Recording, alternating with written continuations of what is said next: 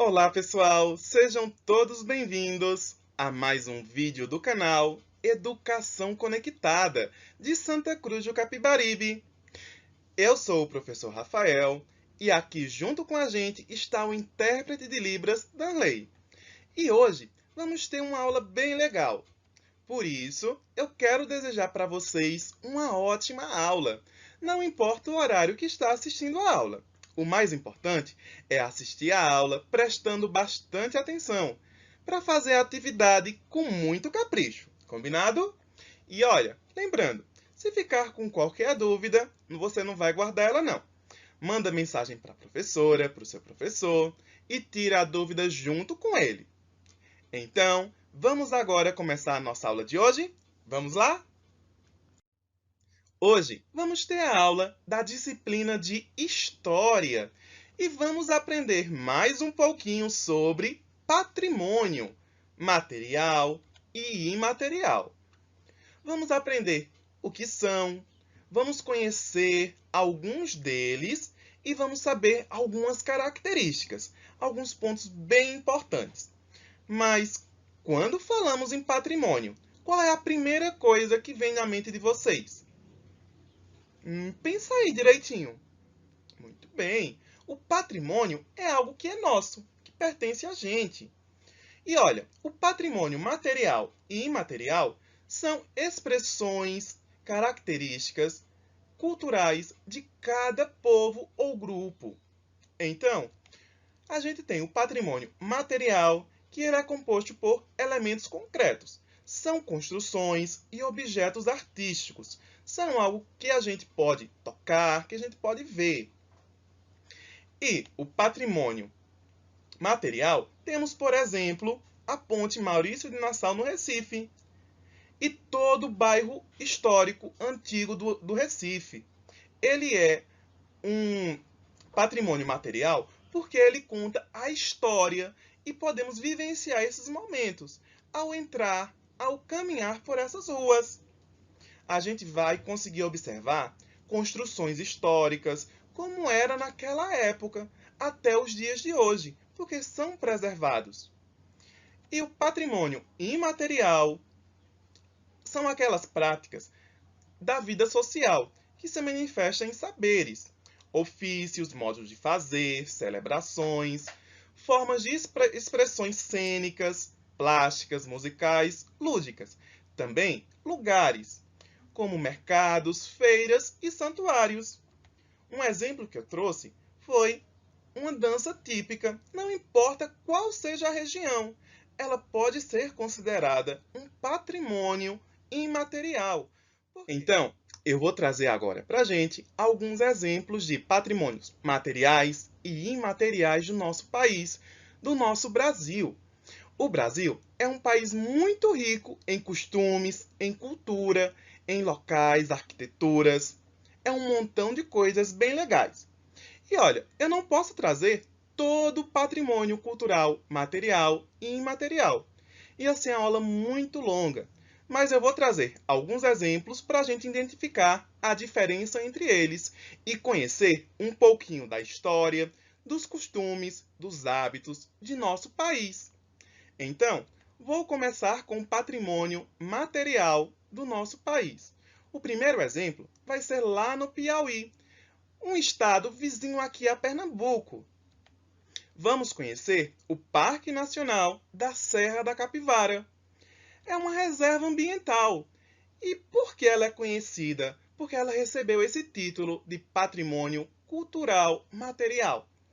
Porque nela tem um grande número de cavernas, abrigos rochosos. E neles tem pinturas rupestres. Essas pinturas contam a história da população há mais de 25 mil anos atrás, dos nossos ancestrais. E através delas a gente consegue voltar no tempo, conhecendo costumes, os hábitos, como era a população, como eles caçavam, como eles viviam. Eles se abrigavam em cavernas e contavam a sua história através dessas pinturas, que recebem o nome de pinturas rupestres. Expressa e testemunha a vida, a convivência, a cultura dessa população, dessas pessoas que são nossos ancestrais. Por isso é tão importante preservar e conhecer cada um dos nossos patrimônios culturais. O outro exemplo está lá em Minas Gerais. Ele é mais recente. Ele se encontra na cidade histórica de Ouro Preto. Essa cidade ficou conhecida lá no século 17 e 18 pela corrida pelo ouro. Todo mundo querendo a riqueza do nosso país, de nossas terras. Então, quando o ouro acabou, foi diminuindo, esgotou, a cidade começou a receber menos visitantes e ter menos influência. Mas isso fez com que ela se tornasse um patrimônio material, porque possui muitas igrejas, pontes, chafariz, que permanecem como testemunhas desse tempo, contando a história. A gente pode ir pelas ruas dessa cidade e conhecer como era a cultura, como era a arquitetura dessa cidade durante esse tempo. Então, nessa cidade, a gente tem a influência de um escultor muito conhecido e influente do nosso país, Aleijadinho. E ele teve um trabalho muito importante nessa cidade. Ele era filho de um arquiteto português com uma escrava. E olha, entre os seus grandes trabalhos no seu acervo, ele trabalhou nas esculturas do Santuário do Bom Jesus do Motozinhos. E é uma igreja construída as esculturas em pedra-sabão de 12 profetas, com uma riqueza muito grande em cada detalhe que possui essas esculturas. É uma obra importante de Aleijadinho. Então, ela foi tombada como patrimônio material do nosso país. E falando em patrimônio material, eu não poderia deixar de falar do nosso Pernambuco, de duas cidades que possuem uma importância muito grande para a cultura e nelas contam a história de determinada época através das edificações, das construções arquitetônicas que elas possuem. A primeira delas é lá no Recife. É o centro histórico do Recife. A gente pode ver através dessa imagem tirada há muitos anos atrás na ponte Maurício de Nassau, que contam como era a arquitetura vivenciada nessa época. E ela foi preservada até os dias de hoje. Por isso, ela é considerada um patrimônio cultural material do nosso país, do nosso estado, porque possui um grande número de edificações, monumentos e espaços que são protegidos e considerados patrimônios culturais do nosso país, do nosso Brasil. Eles contam a história de uma época, quando a cidade do Recife foi criada, colonizada, construída, e a riqueza material, cultural dela, através das edificações. Um outro exemplo fica bem pertinho do Recife. É a cidade histórica de Olinda, que é muito conhecida, tanto Recife como Olinda, pelo carnaval. Mas em suas ruas, eles trazem uma importância histórica para o nosso país, para a nossa população, porque contam a história dessa época, através de suas construções. A cidade de Olinda, ela foi fundada lá no século XVI, e o seu desenvolvimento é ligado à produção de cana-de-açúcar, que é uma fonte de renda que é muito conhecida e utilizada no nosso Pernambuco há muito tempo. Ela possui mais de 20 igrejas, muito antigas do tempo barroco. São também conventos, tem capelas, que contribuiu para o que chamamos e conhecemos de patrimônio material, algo concreto. E olha, antes de terminar de falar do patrimônio material, eu queria falar para vocês de algo muito importante que a gente tem em nosso Pernambuco, no nosso estado, que é o patrimônio natural mundial. Vamos conhecer e saber onde é que fica? É um patrimônio natural mundial, o arquipélago Fernando de Noronha. Ele fica aqui pertinho do nosso estado. Ele é uma parte do estado de Pernambuco. Ele fica aqui, ó. É a ilha de Fernando de Noronha, que é muito conhecida pelas suas riquezas ambientais. Por isso, ela foi reconhecida como Patrimônio Natural Mundial. É um destaque para o ecoturismo e a preservação ambiental. Uma riqueza não apenas do nosso país, do nosso estado, mas do mundo todo. Porque tem o ecossistema, que é muito importante não apenas para uma espécie, mas para todas as espécies marinhas.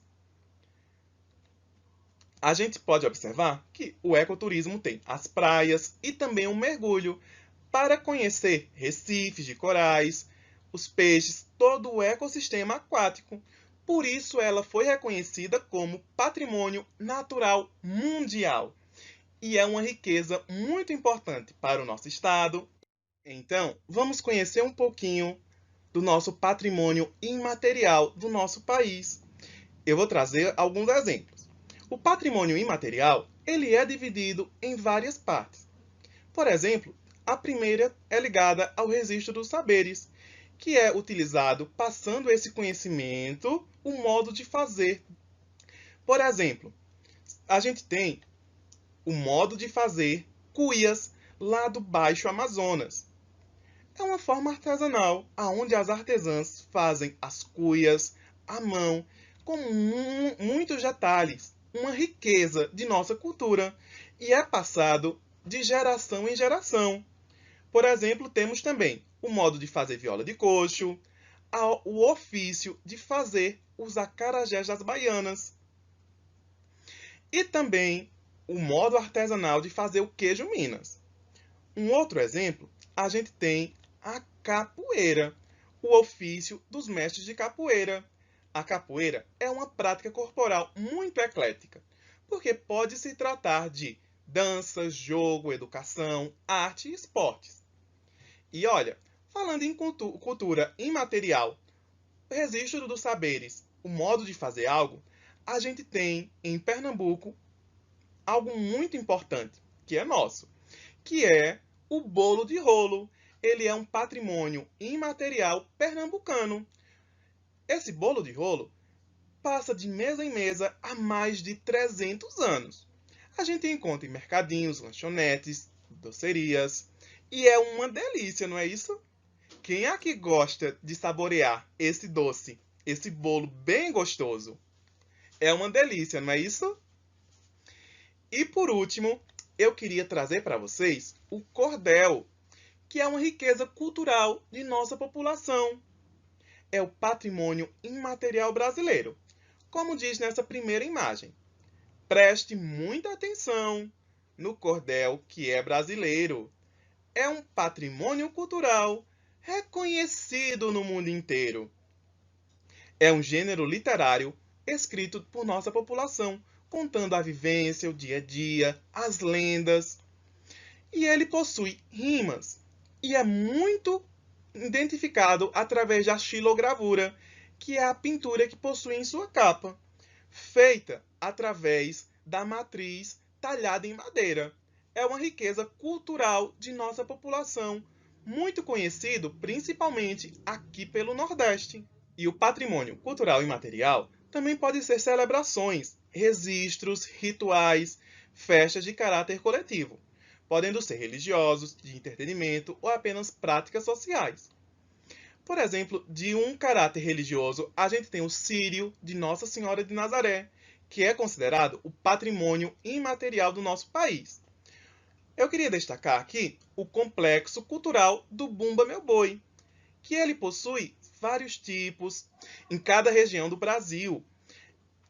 Lá no Amazonas, a gente tem essa cultura do Bumba Meu Boi, mas também a gente tem aqui em Pernambuco, com o desfile do grupo de boi de cerâmica Maguari, lá em Nazaré da Mata. É uma riqueza cultural e material que vai passando de geração em geração e continua até os dias de hoje. Também existem formas de expressões que reúnem manifestações artísticas de forma geral, como dança, música, artes cênicas, jogos, entre tantas outras coisas. eu queria destacar aqui algo que é nosso. A dança do frevo, que é importante para a nossa cultura. É uma expressão artística e corporal. Mas também, olha, existe o samba de roda do Recôncavo Baiano, o jango no Sudeste, carimbó no Pará. E em nosso Nordeste, a gente também tem uma outra forma de expressão artística, além da dança, o teatro de bonecos popular do Nordeste. Como diz aqui na imagem, ó, todos de mãos dadas pela cultura popular. Teatro de bonecos do Nordeste, patrimônio cultural do Brasil. Entre esses bonecos, a gente tem o de Mamulengo, Babau, João Redondo e Cassimiro Coco. É uma riqueza muito grande de nossa população. E para finalizar sobre patrimônio cultural imaterial, eu queria destacar aqui que pode ser também registro de lugares que têm uma importância cultural e um significado para determinado grupo de pessoas. Por exemplo, ó, lá no Amazonas, a Cachoeira do Iaueretê. É um local sagrado para os povos indígenas dos rios Uaupépis e Papuri. Mas olha, aqui em Pernambuco, a gente tem também um patrimônio imaterial muito importante. Ele foi tombado recentemente. E eu tenho certeza que, se a gente não foi lá no Recife, por patrimônio material, o imaterial é bem pertinho aqui da gente. Será que vocês conhecem? É a Feira de Caruaru. Ela foi considerada o patrimônio cultural imaterial brasileiro. Também a gente pode observar aqui a presença da cultura de nossa região através dos bonecos de barro. É uma riqueza cultural muito grande. E olha, fora a Feira de Caruaru, tem aqui também pertinho da gente a Feira de Campina Grande. É um estado vizinho. Mas como a gente tem aqui a Feira de Caruaru, uma riqueza popular muito grande, o patrimônio imaterial de nosso estado e pertinho da gente, a gente pode conhecer a Feira de Artesanato e toda a cultura que passa pela essa região, que também é a nossa cultura, não é isso? Então, chegamos agora ao final de nossa aula. Prestem bastante atenção na explicação da atividade da sua professora ou do seu professor, para fazê-la com muito capricho, combinado?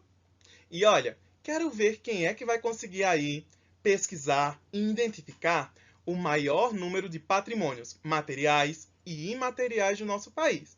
Qualquer dúvida na pesquisa, você não vai aguardar ela não. Manda uma mensagem para seu professor, para sua professora e tira a dúvida junto com eles. Combinado? Então, uma boa atividade, um abraço e até a próxima aula. Tchau!